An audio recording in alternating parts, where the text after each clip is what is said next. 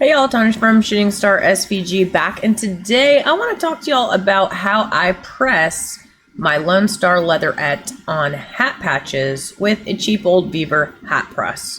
I went ahead and recorded the process, so I'm going to go ahead and hop over and show y'all what that looks like. Alright, excuse the dirty workplace space, but I'm going to show you guys how I create a leather patch hat with Lonestar Adhesive on the back. You can see that here.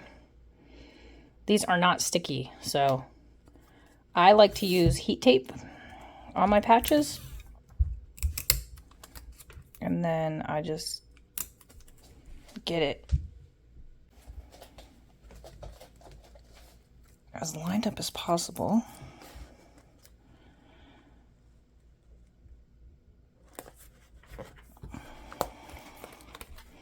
Tape that down. That looks pretty good. And you can see I'm using cheap old Vevor press. Notice I don't have anything building up the platen. It's just straight up.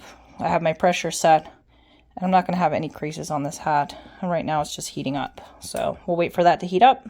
Alright, so now that that is at 300, go ahead and take this. I don't take this out either, okay? And without burning myself, get this situated on the platen. I'm using felt because it's cheap, and I'm just gonna press that down for 30 seconds. Okay, pop that up.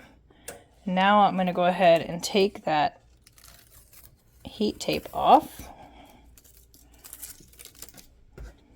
And then we're going to go ahead and press for another 30. Now we wait. Okay. Take that off. I